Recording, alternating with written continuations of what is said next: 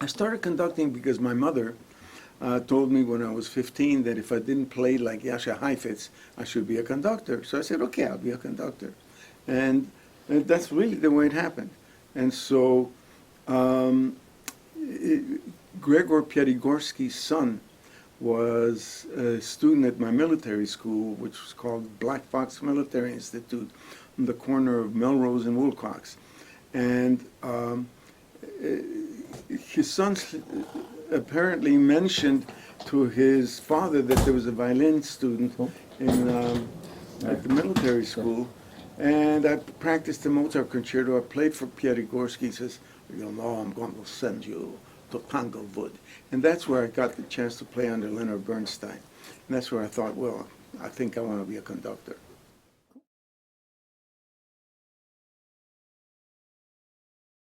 A specific turning point was watching, this is after I was already well on my career as a conductor, was watching Carlos Kleiber video conducting the Beethoven 7. Suddenly I realized that he was listening to the music of the music, and that he was like a surfer. He waited for the energy to propel him. He was not controlling, he was being controlled by the music.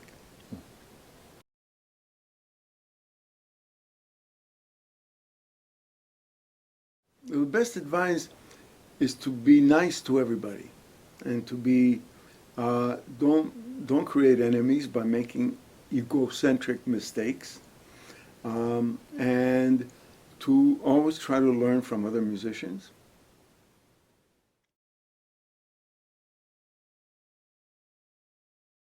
Well, I have several musical influences. Leonard Bernstein, of course, was one. Um, I studied with a old conductor in France of the opera comique. His name was Albert Wolff. And then, of course, studying chamber music with the Juilliard Quartet and playing with them eventually has been a great influence in terms of ensemble thinking. So that was one of the great influences. And of course, again, watching Carlos Kleiber and realizing that you're not there to control, you're there to follow the music.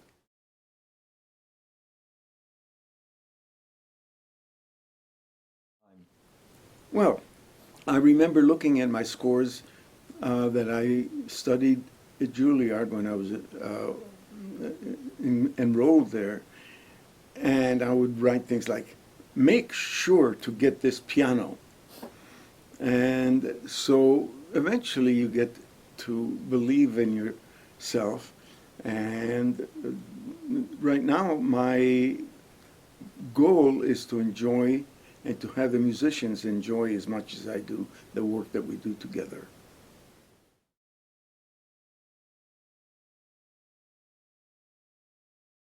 Jean Morel, he was my teacher at Juilliard, and I became his assistant eventually. And he taught me to ask the correct question as I'm conducting. The correct question is, what is the most important thing to do here at this moment? Is it, because the thing he hated the most is if somebody played a wrong note and you instead turn to the organ and says, play with a more beautiful sound. So he told me not to be a faker.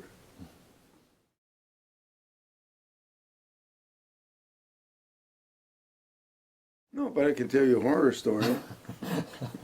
I was conducting the Philadelphia Orchestra, and I got to a place in the Schumann Second Symphony scherzo.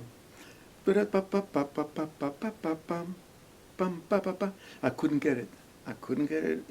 I don't know why. I couldn't get it. So I said, I was very young. So I said, oh boy, I've never had a problem here before. And the guy in the back says, neither have we.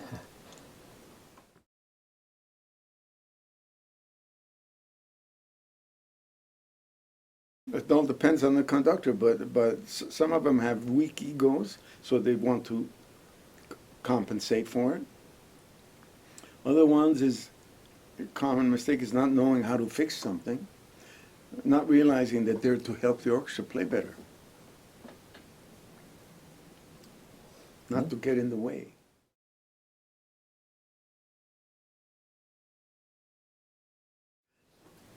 It's the story about the young assistant to a conductor who was one of the great conductors in the world. And every time that the great conductor went out on stage, just before doing a great monumental performance, he would take a little book out of his pocket, put it back in his pocket, and went out and did this incredible thing.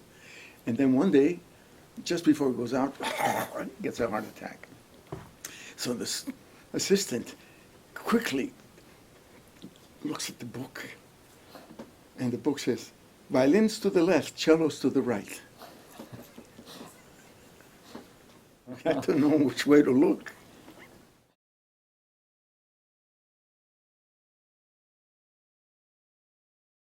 The best conductors are conductors who have had an opportunity to play in ensembles before. How can you have an idea of phrasing, listening, all of that, if you haven't done something, play sonatas, even play a cello solo, something that makes you create a musical sound and a musical form?